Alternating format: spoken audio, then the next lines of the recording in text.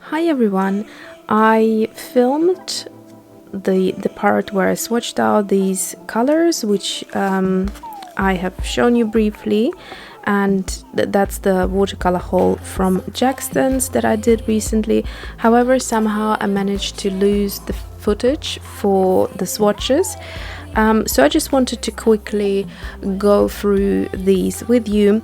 I will talk about these swatches towards the end of the video, so you will see how I will mention the granulation, etc. However, I just wanted to quickly give you the intro that has been lost so that it makes sense to you. After this, you will go into what was supposed to be part 2 of the video because it was very long, but it will be now all one video. So what you will see after this is me talking about swatch cards, or the dot cards in particular, and the content to that is how I pick a certain color palette or a certain color combination, and the dot cards are a big help in that. So that is why after this bit you're going to see me talk about dot cards, and then after that you will see me mix these colors together, which is this part, and that I filmed as well, so you'll see this in action.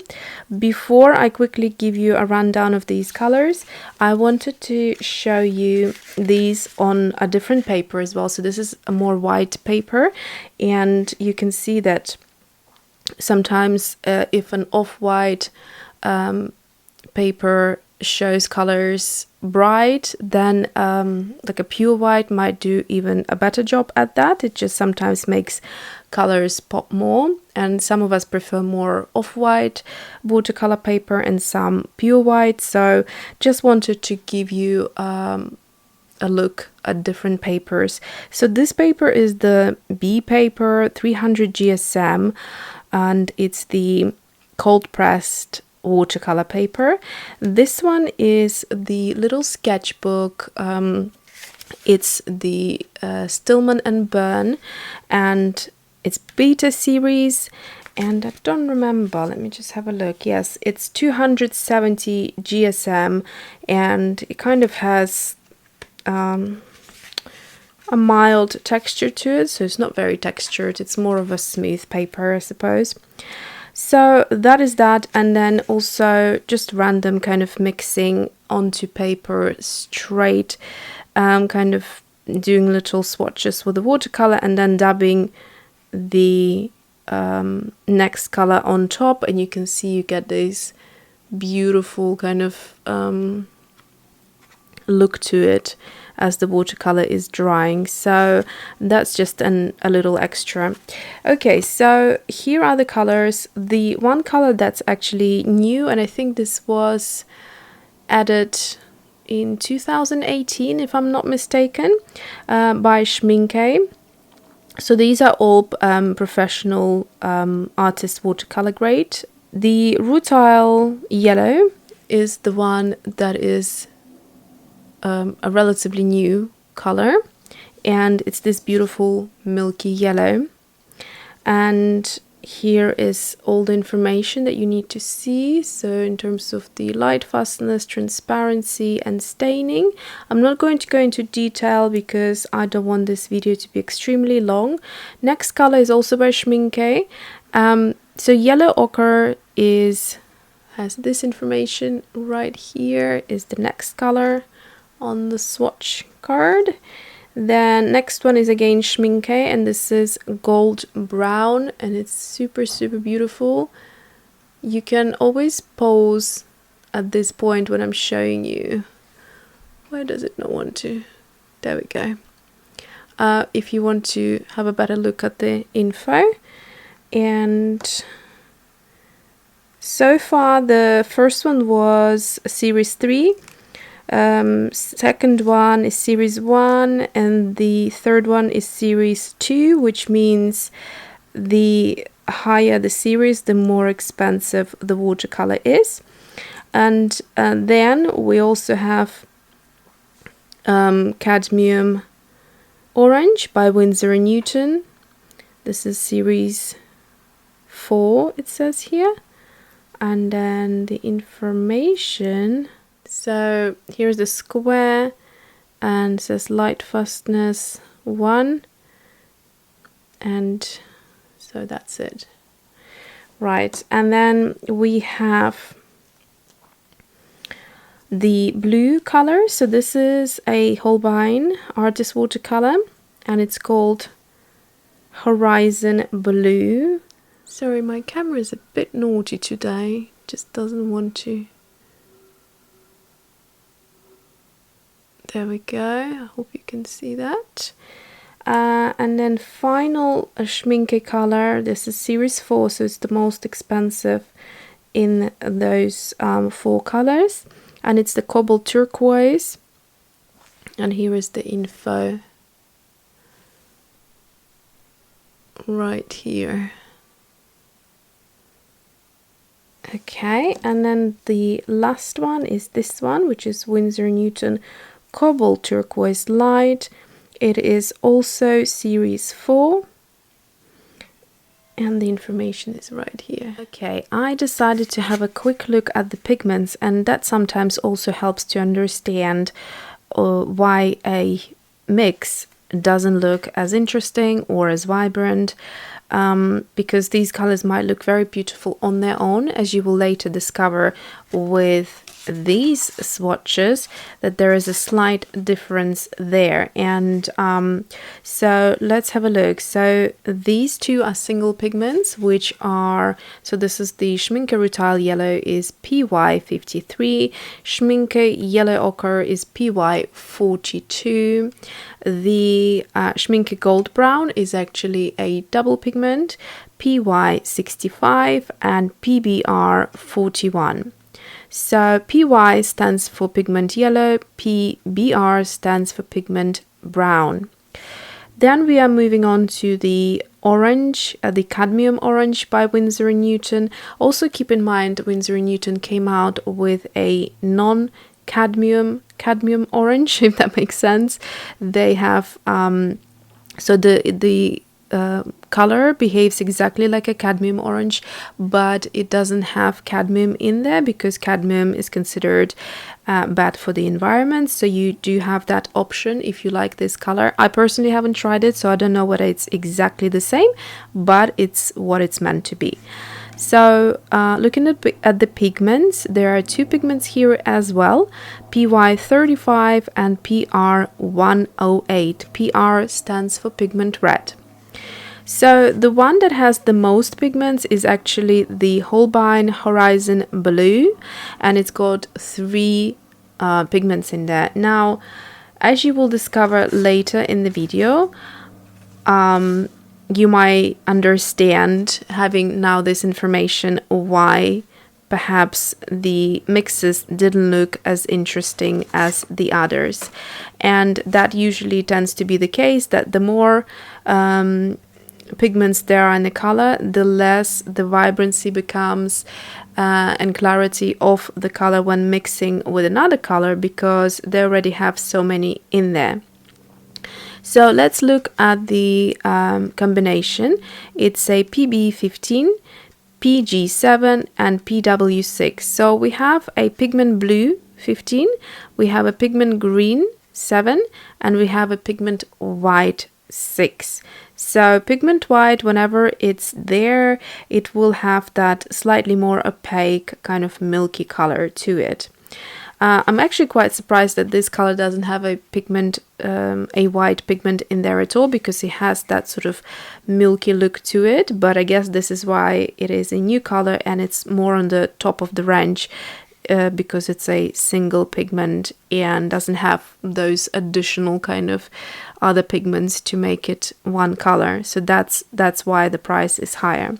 So, and the other, the last two, the Schmincke Cobalt Turquoise and Winsor & Newton Cobalt Turquoise Light, they both are PG50, so pigment green.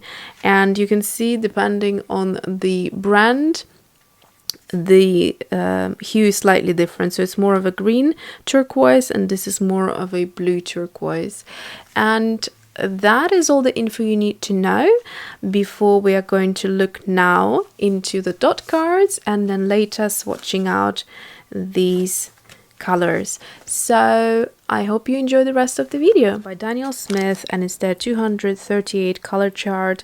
Now I believe some, obviously the new colors like lavender, wisteria, that type of colors, they're not included here because they weren't made at the time when this dot card has been created. So I don't know whether they will do like an updated version for the dot card, or whether they just do like maybe separate dot cards for the newer colors. But this is the 238 main color chart, and it is a super useful thing to have in your studio or your craft space or watercolor art space, whatever you like to call it, because it's actually yeah, because you have all the colors and then you have some information. You don't have all of the information here, for example, how many pigments there are in these colors, but what you do get is the transparency, granulation, staining, and light fastness information at the bottom, so you have that all in one place. Now what we have here is just a great overview. So you get 4 pages, you get these colors, the blues and the greens, the neutrals, and at the back you have these few kind of grays, blacks, and then the speciality metallic colors. So you basically, and a couple of whites as well, you can totally pick. Like what I do is sometimes if I feel like a certain yellow, I would just go to this yellow and start looking and thinking, okay, no, this is a little bit too bright for my liking. I want something more muted, for example, or you know, this is how I pick it. So you can see there's loads of reds, and you don't, at the beginning you don't know where to start, but eventually when you start to watercolor and you have been doing it for a while, you can actually tell which oranges you prefer as a ready color to use as they are, or which oranges you would like to have for mixing, for example. So that's that. And if I quickly show you, for example, the Schmincke Rutile yellow, why I said earlier that it's a very kind of a unique color is because you can't really find it here. So there's something similar to it, but not quite it. So it's the cadmium yellow medium hue, and also this nickel titanite yellow. Again, it's not the same thing whatsoever, but a little bit similar to it. So it really makes sense to have these dot cards so that you can really have a great overview of the brand and what colors they have in their range. So that's the Daniel Smith one. I will quickly show you a couple of the other ones. I'm sure there are more of them, but I just wanted to have the main ones that I use or was interested. So the second one I added to my collection was this. This is the 125 years of Horadam. This is the 140 dot card, and basically I haven't told you, but they come as little dots of watercolor that are dried, so they're squeezed out by hand, I guess, and then they dry, and what you do is then you take water and a brush and you just pull out the color and you get a feel of the color yourself. So that's what they come like, just as dried paint on paper, and then you do your own swatches. So you can create whichever shape of the swatch you want, and that way you get a good feel. You can also create different gradients the way you would do it. You know, you could do just a solid color, you could fade it out a little bit to see the range that you can get from dark to light. So that's how these dot cards come, and here is the obviously less colors on this card, so you get a really good overview. and this is how I picked this Rutile yellow, and it is, by the way, one of the new colors that were released, and it is very beautiful. There is also mahogany brown, which I just noticed now, which has this stunning granulation. Might be something I want to add at a later point. Now this is the gold brown. It also really stood out to me with its beautiful warm kind of gorgeousness. And if I show you the swatches that I've just done, you can see that sometimes the paper makes things look different, but not in this case. It is pretty much the same thing. Where's the yellow ochre? Here it is. Yeah, so you can see that, and that, like I said, is a very useful thing. You can also compare the brands side by side. You can pull out like the Daniel Smith I just had out and then put them side by side and compare their yellows and see what kind of speaks more to you. And if I just show you this blue, you can see that there is nothing even close to it in the, for example, Schmincke, nothing there. And in the Daniel Smith as well, there wasn't a similar color there at all. I'll actually show you again. So the color I'm showing you is the Holbein Horizon Blue. And I'll get the Daniel Smith out again. And nothing is, so we're looking at this first color here, nothing at all, not even close. It does look a little bit artificial if you are into natural kind of looking things. However, it is stunning, so depends what style your illustration is, I guess, but I love this color. Okay, so let's continue with the last one that I added to my collection. This is the Winsor & Newton Professional Watercolors. What doesn't say here actually how many colors you get. That's bizarre. Anyway, so and the other thing is they were already pre-swatched, so these apparently are hand painted, and I'm not too keen on that because there's like brush marks that you can see here. This isn't a swatch how I would do, so but I don't know why they don't just give you little dots of paint that you can not only swatch yourself but also actually use in a sketchbook to try it out on different papers, etc. So yeah, the color that I got here is the Cobalt Turquoise, a light, and then there is this here Cadmium orange right here that I got, and there's also, by the way, a Cadmium free orange that they came out with.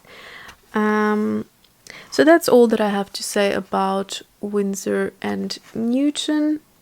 But it was helpful for me to have it because I felt like that perhaps there were certain colors that I really needed to have. Once I had it here, I kind of realized now actually I have most of those colors in my other brands, and there isn't something that really stands out to me apart perhaps from this Cobalt. Yes, so that's it. There's a quinacridone gold, which I don't fancy at all compared to my other quinacridone golds that I have. Now, I just wanted to show you quickly. You may think that one of those cards might be enough for you to pick a color. Like, for example, this one is the Mission Gold little leaflet, or quite a nice big leaflet of the entire watercolor range here. And so I just wanted to show you what why these aren't accurate. So for example, I like this color here, the leaf green, and when I ordered it, it's actually very different. So here is the actual swatch, sorry to not confuse you. So here is the actual swatch, and this is the one that's on the paper, so you can see how very, very different it is. This is more of a yellow kind of gold green type of color, and this is this is, you know, more greeny, more bright color. This has a little bit of muted tone to it. So, and that's the leaf green. So I'm very happy with this color, but very different to what I was expecting. And that's the whole point of having it inaccurately presented in these type of printed versions. The best thing is always to have the actual dot of paint there, or like a real swatch, to be exactly accurate on the color. So let's go back now to these and have a closer look.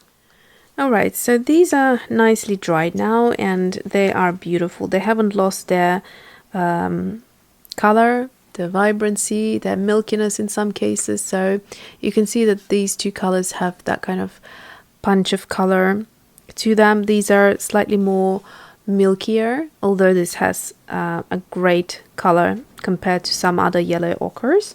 And these are just as beautiful as they were when they were wet, so they haven't lost any vibrancy whatsoever.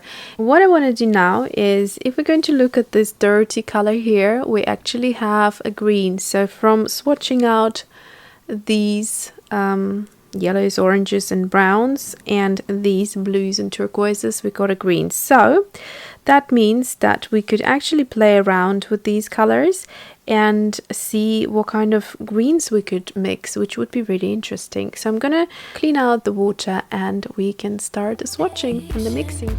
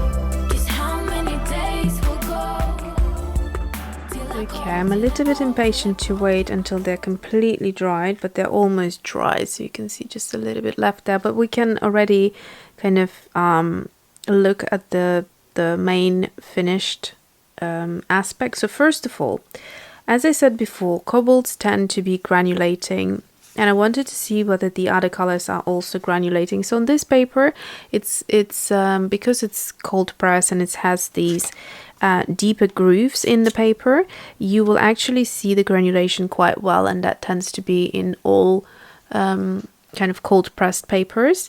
So I would say from the yellows, probably the gold brown is the most granulating. The others seem to be pretty smooth and kind of creamy. The turquoises, so you can see in the cobalts that they are quite granulating, and if you look at the horizon blue, it's more smooth. It doesn't have that sort of granulation sitting in the little paper grooves, and that will also show you in the mixes as well. So cobalts are great color to mix with. They create the most interesting look out of nowhere. So even if you're going for a very plain illustration and you want to jazz it up with something, just use some cobalt in there and that will be it. Like it's beautiful color for mixes as well as to be used on its own. So what I have done here, if I just lay them side by side, basically, so here the three colors are this one. So on this card, basically, you see these two colors mixed in the group of 3. So with these 3, I hope this makes sense. And then on this card, you have the bottom 2. So the Schmincke Gold Brown and the Winsor & Newton Cadmium Orange. You have them mixed as well with this one. However, I changed the order. Maybe that's a little bit confusing. But basically, the order of these swatches are Horizon Blue, Cobalt Turquoise Light by Winsor & Newton, and Schmincke's Cobalt Turquoise, as opposed to the order of them here. So, when you're looking at Horizon Blue, so that would be always the first swatch, it's kind of, it just doesn't have the same granulation as the following two, which are the Cobalts. And that gives you a good indication of how the color behaves. So same thing on these two. You can see these two have a beautiful granulation and this one does not. And the same on here as well. So there's this consistency of the behavior of the watercolor. Now let's have a closer look at how they mix. So I would say that all of the colors are really interestingly mixed and they still kept their vibrancy, particularly if you're looking at the cobalts. And I wouldn't necessarily use the Horizon Blue for mixing because I just don't think it makes interesting mixes. I would say that the mixes all look bright. So the Rutile Yellow by Schmincke, the Gold Brown by Schmincke, and Winsor & Newton's Cadmium Orange all look very vibrant. And I actually even like the Schmincke's Yellow Ochre. So the cobalts come through in every swatch and they're very, very beautiful.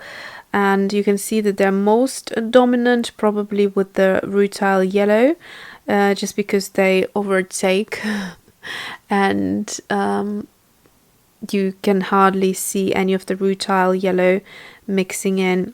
But the other colors, they all look very, very beautiful. And even this color that it mixed to with the yellow ochre, it just looks gorgeous. So that is it for today. I hope you really enjoyed looking at these colors. They make me really happy, like, you know, it's like a color therapy of some sort, and especially this combination of the yellow oranges with the turquoises. They are super, super beautiful, and I'm very happy that I have added them to my collection. And I hope you will consider adding them to your collection if they suit your style as they do mine. So thanks for watching and see you soon.